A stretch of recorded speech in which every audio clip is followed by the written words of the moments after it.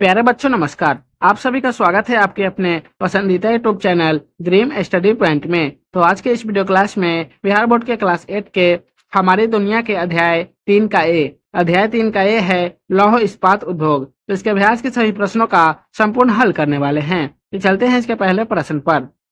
पहला प्रश्न दिया हुआ है बहुवैकल्पिक प्रश्न है। पहला प्रश्न है भद्रावती लौह इस्पात उत्पादक केंद्र किस राज्य में है? तो इसका उत्तर हो जाएगा कर्नाटक में। 2 नंबर प्रश्न है जमशेदपुर स्थित टाटा लौह इस्पात केंद्र की स्थापना किस वर्ष की गई? इसका उत्तर हो जाएगा 1907 में। 3 नंबर प्रश्न है बोकारो लौह इस्पात केंद्र किस पंचवर्षीय योजना में लगाया गया? इसका उत्तर हो जाएगा चौथी पंचवर्षीय योजना में। 4 नंबर प्रश्न है इनमें से कौन लौह इस्पात उत्पादक केंद्र सेल के अंतर्गत नहीं है? इसका उत्तर होगा वर्णपुर। 5 नंबर प्रश्न है सेलम लौह इस्पात केंद्र किस राज्य में अवस्थित है? इसका उत्तर हो जाएगा तमिलनाडु में। 2 नंबर प्रश्न है खाली स्थानों को उपयुक्त शब्दों के साथ पूरा करें। इसका पहला प्रश्न है धातु को रोलिंग प्रोसेसिंग एवं डैश के द्वारा निश्चित आकार दिया जाता है, तो ढलाई के द्वारा। 2 नंबर प्रश्न है उड़ीसा में डैश लौह इस्पात केंद्र है, तो राउरकेला सेल लौह इस्पात केंद्र है। 3 नंबर विजयनगर लौह इस्पात केंद्र डैश राज्य में है, तो कर्नाटक में। चौथा टिस्को को डैश खानों से कोयला मिलता है, तो झरिया से। 5वां बोकारो लौह इस्पात केंद्र डैश की सहायता से लगाया गया, तो प्रसिद्ध उद्योगपति जमशेदजी टाटा के सहायता से लगाया गया था। 3 नंबर प्रश्न है सही मिलान करे। पहला है क्या है दुर्गापुर, तो दुर्गापुर का क्या हो जाएगा पश्चिम बंगाल। दूसरा है विशाखापट्टनम, तो विशाखापट्टनम का हो जाएगा आंध्र प्रदेश। तीसरा है भिलाई, तो भिलाई का हो जाएगा छत्तीसगढ़। चौथा है भद्रावती, तो भद्रावती का हो जाएगा कर्नाटक। चौथा प्रश्न है निम्नलिखित प्रश्नों के उत्तर दीजिए अधिकतम 50 शब्दों में। पहला प्रश्न है बोकारो लौह इस्पात केंद्र को मैग्नीज किन किन स्थानों से प्राप्त होता है? केंद्रों के नाम लिखिए। तो इसका उत्तर होगा बोकारो लौह इस्पात केंद्र को मैग्नीज बदमो पहाड़ गुरु महिसानी एवं सुलायपत से प्राप्त होता है। 2 नंबर प्रश्न है टिस्को को जल की सुविधा कहाँ मिलती है? इसका उत्तर होगा टिस्को को जल की सुविधा स्वर्ण रेखा और खरकई नदियों से मिलती है। 3 नंबर प्रश्न है टिस्को में कामगार के रूप में मुख्यतः कौन से लोग हैं? इसका उत्तर होगा टिस्को में कामगार के रूप में मुख्यतः स्थानीय संथाली लोग हैं तथा इनके साथ साथ बिहार, पश्चिम बंगाल, उड़ीसा तथा मध्य प्रदेश के लोग भी कार्य करते हैं। चौथा प्रश्न है बोकारो लौह इस्पात केंद्र कब और किसके सहयोग से स्थापित की गई थी? इसका उत्तर होगा बोकारो लौह इस्पात केंद्र 1964 ईस्वी में रूस तत्कालीन सोवियत संघ के सहयोग से स्थापित की गई थी।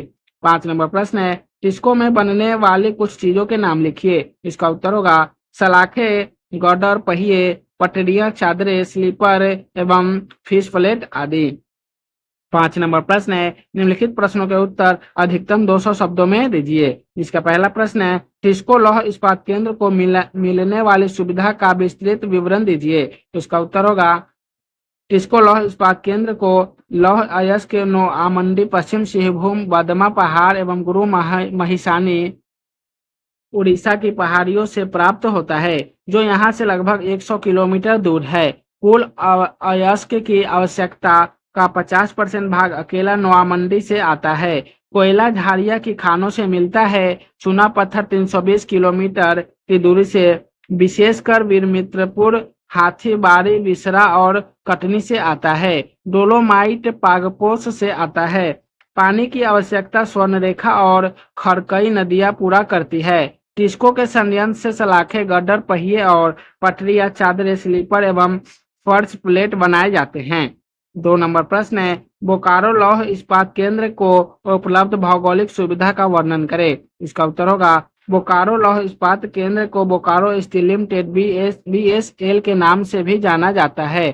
चतुर्थ पंचवर्षीय योजना के तहत इसे 1964 ईस्वी में रूस तत्कालिक सोवियत संघ के सहयोग से सार्वजनिक क्षेत्र के प्रक्रम के रूप में इसकी स्थापना की गई थी। इसकी स्थापना कच्चे माल की उपलब्धता वाले स्थान के नजदीक की गई, जिससे यहाँ तैयार इस्पात कम लागत पर उपलब्ध है। इस संयंत्र के लिए लौह अयस्क के किरीबुरु उड़ीसा से प्राप्त होता है। चूना पत्थर वीरमित्रपुर बंगाल, कोयला झरिया और बोकारो की खानों से पानी, दामोदर नदी से मैंगनीज, बादमा पहाड़, गुरु माहिसानी एवं सुलायपत से प्राप्त होता है।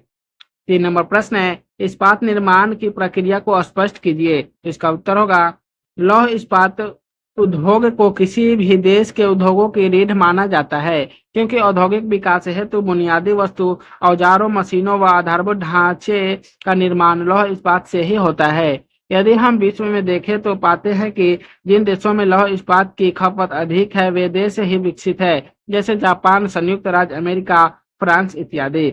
भारतीय परिप्रेक्ष्य में देखें तो स्वतंत्रता प्राप्ति के बाद राष्ट्र निर्माताओं ने इस उद्योग की आवश्यकता को समझते हुए सर्वप्रथम इस उद्योग को स्थापित किया और आज यह उद्योग देश की अधिकांश आवश्यकता की पूर्ति के साथ इस्पात को नियत भी कर रहा है। भारत केवल उच्च कोटि के कुछ इस्पात का आयात करते हैं। भारत विश्व में स्पंज लोहे का सबसे बड़ा उत्पादक है। अब तो भारत में विदेशों से प्राप्त लोहा इस्पात स्क्रैपर अन्य उपयोगी से नया इस्पात तैयार कर धन व साधनों की बचत कर रहा है।